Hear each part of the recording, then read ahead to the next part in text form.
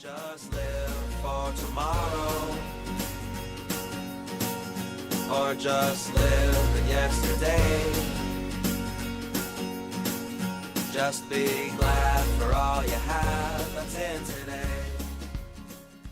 Hey everyone, Connie here, and welcome to my blind reaction to episode 2 of Glitch Techs. So yeah, we are getting into more of this because the first episode was fantastic. It was a great first episode to kick things off, and I'm really excited to see where this goes.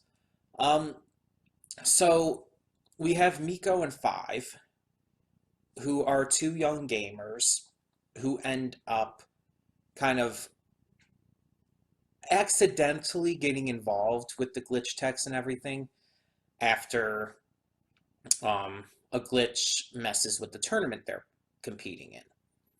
Miko ends up being immune to getting her memory wiped, so she confronts Five about it and tells him about what happened with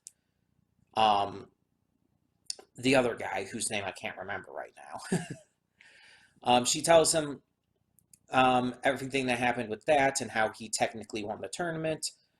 So they end up going to the store, the Hinobi store, I believe it's called, and following Mitch. That's his name, by the way, Mitch. They follow Mitch, see kind of messed up things he's doing with his tech, and decide to confront him about it, but he ends up locking them in a van. They escape while he's trying to take care of a glitch in an arcade, and they end up having to save the day. Because of this, they end up getting jobs at the Hinobi store and become glitch techs. And that's where the first episode ends. It's an origin story. It kicks things off telling us how they become glitch techs and everything, while also setting up this world. Now, I watched Potter Brony's reaction to this, and he was kind of saying that with the way things were handled in the first scene, where like Mitch rewound that family and it showed them like going backwards and like rewinding in time, basically, he was kind of hypothesizing that this might be like the Matrix, where they're kind of in this false world already. And it's like, I never viewed it that way with the original. When I reacted to it, like my thoughts on it were that they were like utilizing like video game technology and stuff, right? That they were their high tech that was able to go into these video game worlds and everything. They were able to utilize kind of video game logic, basically, in order to pull it out and use it in real life. Stuff like we saw, like teleporting or rewinding to a previous save. Stuff like that. It's like, yeah, that's all kind of video game stuff, which, I mean, is very clear with how much the creators of this show clearly have a passion for games. Like, it was pointed out, someone in the comments, I don't remember who, mentioned that it's like a lot of shows will like feature games but not really understand games or gaming culture, but this one does. It clearly shows that the people who made it know what they're talking about, and I would agree with that. And I mentioned High Score Girl when talking about the last one, and that's another example of a show that really does understand gaming, gamers, and just overall the culture surrounding it.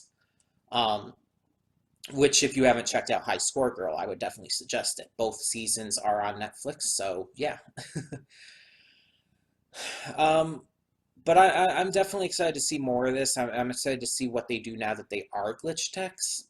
I do want to see more of Mitch, because he does seem like a more complex character than we initially would have thought. Like, he doesn't seem like he's just a bad guy and a complete asshole. There's more to him, clearly. So I want to see more of him. I want to see these other glitch techs that were briefly shown in the first episode, the Muslim girl and the other guy. And I just want to kind of like get into this world, because with the brief glimpse we got of the glitch tech headquarters in the first episode, it very much kind of reminded me of Men in Black, You know, in Men in Black, where when we first see the headquarters, it kind of has that same feel to it, that same kind of style to it. It might have been inspired by that, for all we know, for all I know. Um, but yeah, it's like it very much reminded me of that, and I could now see like them like getting their tech, getting their outfits, getting all of that fun stuff, and like learning what everything does. And that's kind of where I think this next episode might lead us, at least for part of it. Otherwise, I have no clue. This is one of those series that while I've heard people talking about it and heard people praising it, I haven't actually seen much of anything that could constitute as a spoiler. I just haven't seen anything. It's like I haven't even had to avoid much. um, but yeah, it's like I'm excited to see more. I really hope for the best with this series. So far, based off of the first episode, it definitely seems to be on a better track than Amphibia or Owl House. Hopefully, it stays on that track though, because as we know, both Owl House and Amphibia did start off well. Kind of just lost their way. Amphibia just kind of becoming monotonous, and Owl House ignoring important stuff and kind of losing interest because of that. Um, yeah, but I'm not going to get into all of that here. I want to focus on glitch decks. Um, and like I said, I'm very excited. I really hope for the best. And Miko is definitely my favorite character so far. But I do very much like Five. I love Five's grandparents. They're fantastic. Um, oh, and also when they wiped at the end of near the end of last episode, when they wiped the memories of Miko's family, her little sister heard everything and didn't get her memory wiped, and it's like, ooh, that's gonna come back. I don't know how, but it's gonna come back. So that's interesting. Either way, let's just get this started. So when the screen fades to black, pause this redirect and go to the description below. Follow the link to the reaction, and after you watch it, come back here to the redirect and resume play. Because after it fades to black and then fades back in, everything from that point forward will be my afterthoughts and will contain spoilers to the episode. So that being said, thank you so much for tuning in, and I will see you at the reaction. Okay, and we are back, and we'll begin with spoilers in 3, 2, 1, now. Okay, so another really good episode here. Definitely brought in a different kind of aspect to it, and even introduced a different type of game uh, for this kind of world, showing off well, in general, I guess just different genres, different play styles that they're going to be, how do I put it, putting on display in this series. And continue to show that they do definitely understand gaming and gaming culture. So in the first episode, we kind of had like two different genres of games focused on, or at least notably shown. Obviously, with the cat, it was more of a side-scrolling platformer kind of thing. And with whatever the game they were actually playing, I don't think it ever mentioned the name, but the game they were playing for the tournament was definitely more of a 3D puzzle platformer, I would say. So both platformers, just two different styles, two different generations of it. This episode, we go more into a fighting game style. And we get to see the game in action for a short moment before the glitch starts, and then we get to see it kind of through the glitches in real life. And get to see them fight using their wits and everything until they bring the Sanatron in and fight using that. So the Garbile character, the villain of the game they were playing, the Gross Out game, he definitely is very much inspired by the likes of Hulk Hogan and Macho Man Randy Savage. Personality-wise, I would say he's more Randy Savage with the way he speaks, the way he the inflections in his voice and whatnot, but obviously appearance and the fact that he says brother and stuff after a lot of what he says is definitely more of a Hulk Hogan inspiration. Um, he blatantly mentioned the wrestling aspect. He created a wrestling ring out of his muck at one point. It's very much clearly referencing those kind of old school, larger than life, super charismatic wrestlers. And as a longtime wrestling fan, I can appreciate that. On top of that, you also saw like certain specific moves that he was doing that were very reminiscent of real life wrestling, like he tried to do an elbow drop at one point. But aside from that, then they brought in the Sanitron, which was very much inspired by Voltron. It like had a very similar like general appearance to it. So it's like they're combining different elements as well, different references and styles into the gaming too. The actual fight, like they used a lot of like fighting game like score multipliers and whatnot, combos. Filling up the super meter was a nice touch. So yeah, it all was definitely understanding fighting games, which I've always been a big fan of personally. Like I've always, especially the Tekken and Soul Calibur and Mortal Kombat, those have always been like my favorites. But even stuff more recently, I've gotten into BlazBlue Cross Tag Battle on my Switch Lite. And it's a fantastic one. It's really good, and not just because Ruby characters are in it. But yeah, other than that, so there's other aspects of gaming that are brought into this episode as well. The biggest one being the tutorial. So Miko and Five, in order to become full-fledged glitch techs, have to go through a tutorial to learn how everything works, learn how these glitches even come into existence, how to use the gauntlets and all of that properly. Because really, they were lucky that they managed to figure things out enough to take down the glitch in the first episode. Now they actually have to figure things out for real. Now they have to learn. And apparently it's even stated by Barbara that the tutorial is seen as outdated and no one actually likes it. Which I can see like, but through our main characters, through Miko and Five, we also get to see two different views on tutorials that a lot of gamers have. Some people do actually like tutorials, think that they are necessary for gaming to like just make it so you don't have to spend all that time trying to figure out controls and different mechanics and whatnot. It gives you like a short period where you just fit where you're told all of that. And some tutorials obviously can be more blatant about it, while some can actually feel like you're actually still playing the game. It just depends on the game. But there are a lot of gamers as well who don't like tutorials and would rather figure it out on their own. Hence, Miko in this episode.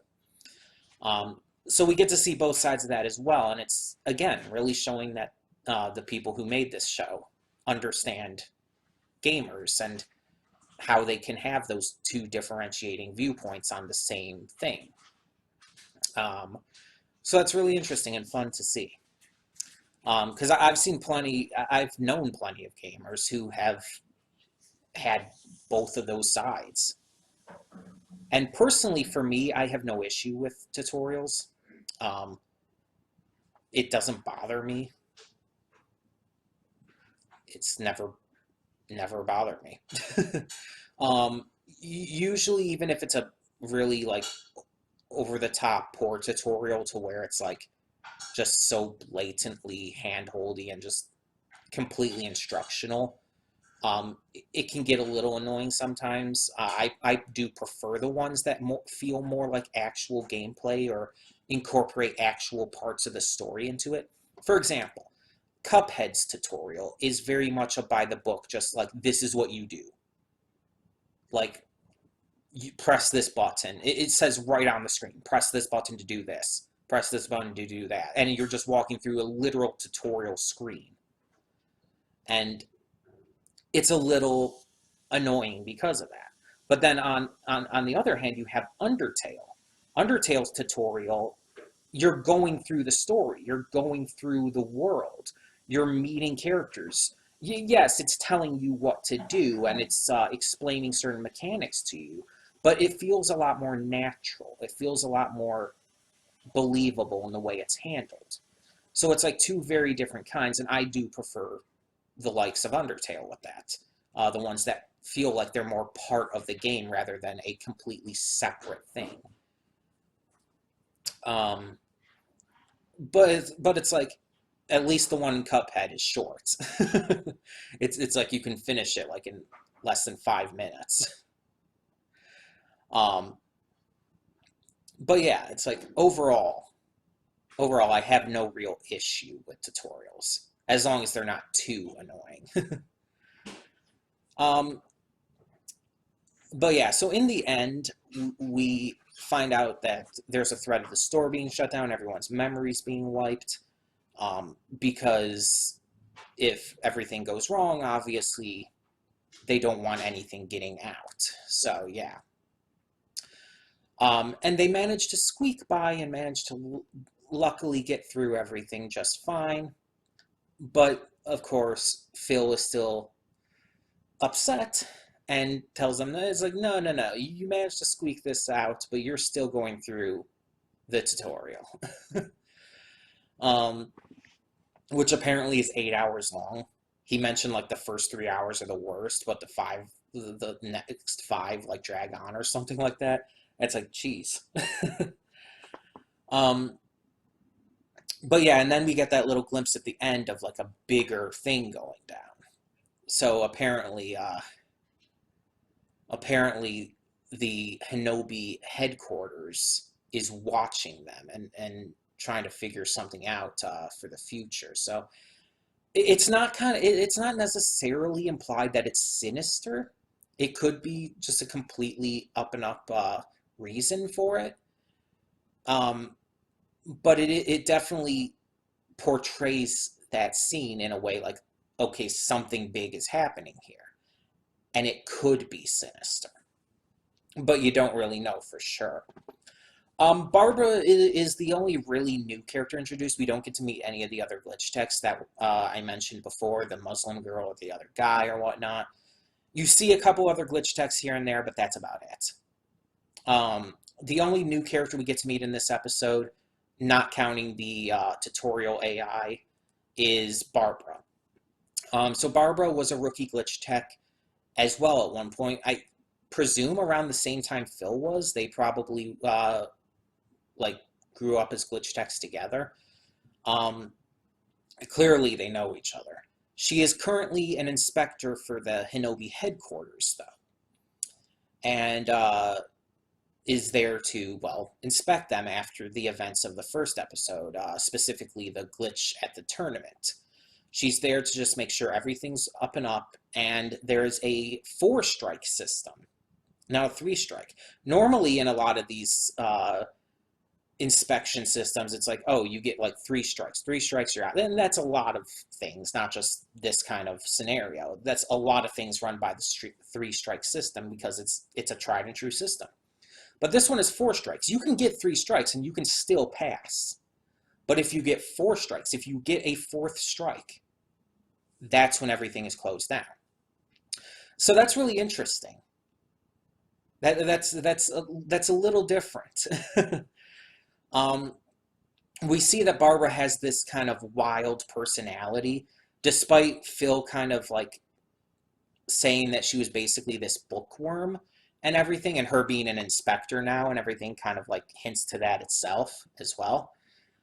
She still has a very wild personality. She's a goof. She's very rambunctious. She likes to like flaunt her position, it seems, but not in an arrogant way, more like she's just like really excited about it and loves to like share that she's Inspector number 7 and shit, and like to dance around and shit about it. I like that. I like her personality. She kind of makes me think of a grown-up Miko in a way. just a little less wild. Miko is more wild of a wild child than her. um, but in a way, it's kind of similar. Like I could see Miko acting that way, being goofy about it, very openly wild with her personality. It's like, yeah. Um, we didn't get anything more on Miko's little sister in this episode yet, but with what this episode focused on, that's fair. That's fine. As long as we do get a follow-up with that all, and I'm very sure we probably will. This series definitely seems to have more of a continuous story being built. And this episode was definitely not a episode of the week kind of thing. It was not a what's the word? It was not a standalone. This was definitely very much continuing off of the first episode. The inspection, again, was directly coming off of the glitch at the tournament. Them training, going through this tutorial was very much a follow-up to them becoming glitch techs. It's a natural progression. Yes, the specific event of this glitch was like a glitch of the week kind of thing. But the episode itself and a lot of what led to this glitch, in fact, pretty much all of what led to this glitch and everything was a natural progression of how the story would go from the first to second episode. So yeah, it definitely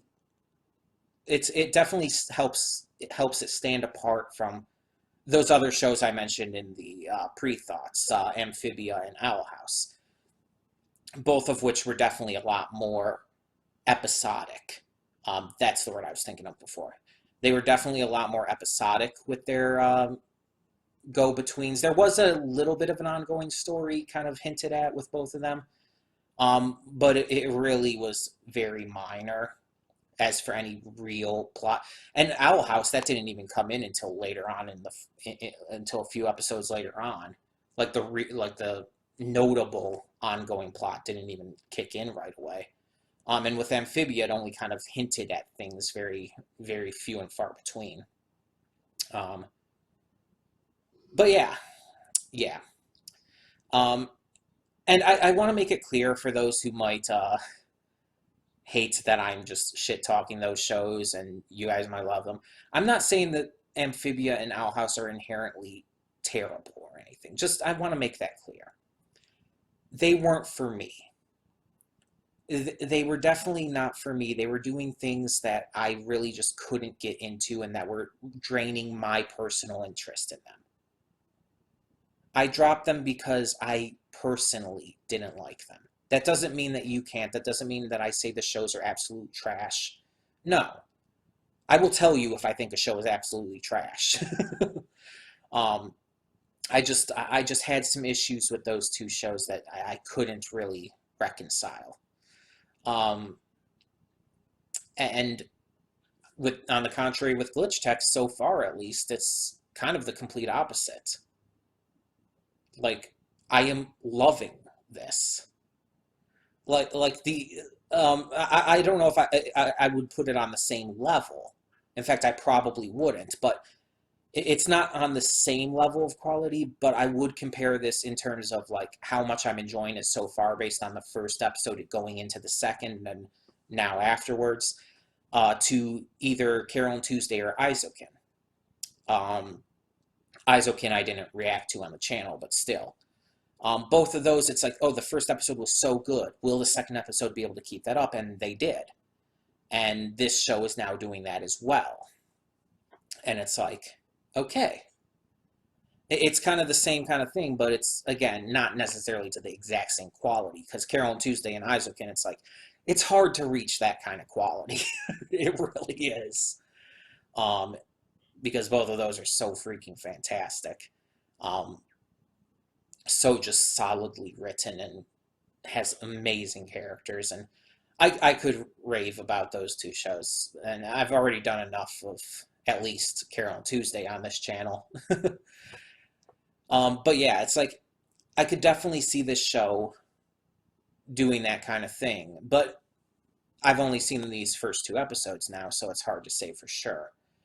I would love to see where this goes, though. I very much am excited to see how the series continues and to see exactly what more they can do with it, especially with the concept of video games in it and this ongoing story they're hinting at with the Hinobi headquarters.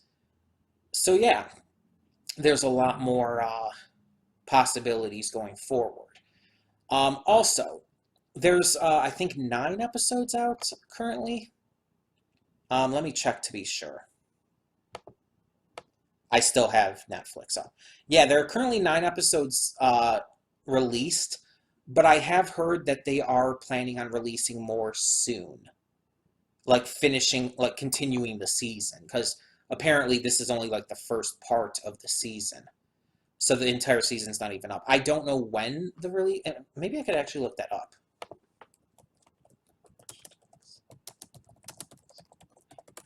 Because, yeah, I heard about that somewhere. I'm not sure where, but that they were going to be releasing more episodes soon.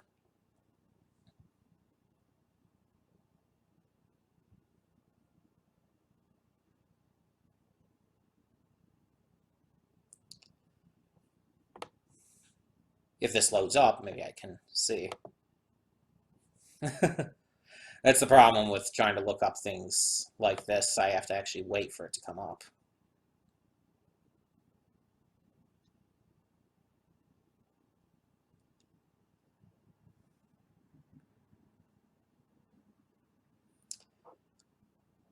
Well, this isn't saying anything.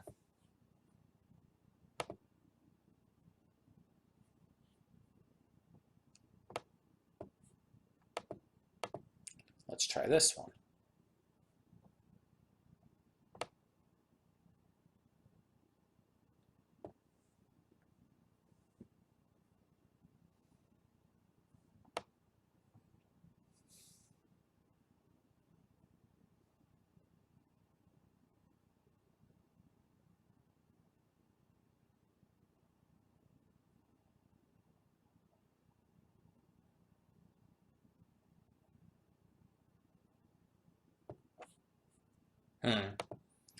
I'm not seeing anything concrete here. I swear I heard something about that recently, but I'm not sure. Also dogs. Male person.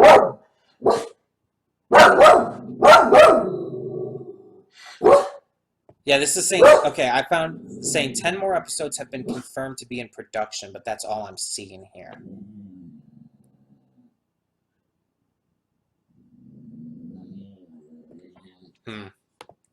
Either way, when more episodes come, I'll react to that then, but maybe it's not going to be soon. Either way, as you guys know, once this finishes up, we should finish this up in time for the summer season of anime, hopefully. So if Digimon is back by then, we'll get back to Digimon. If not, we'll probably be starting right on to ReZero, and yeah, going from there. But in the meantime, we are definitely going to be reacting to the rest of this, at least unless it really starts to get bad, which I really don't think it will. I don't think it's going to travel down the same path as other shows for me. I think it may not stay to this exact constant quality, but I think it's still going to remain to a pretty high quality. At least that's what I can guess from what we've got so far, based on the first 2 episodes. I could be completely wrong. We'll see. In the meantime, tell me what you thought of episode 2, and for now, I'm Connie, and I'm signing off. See y'all next time.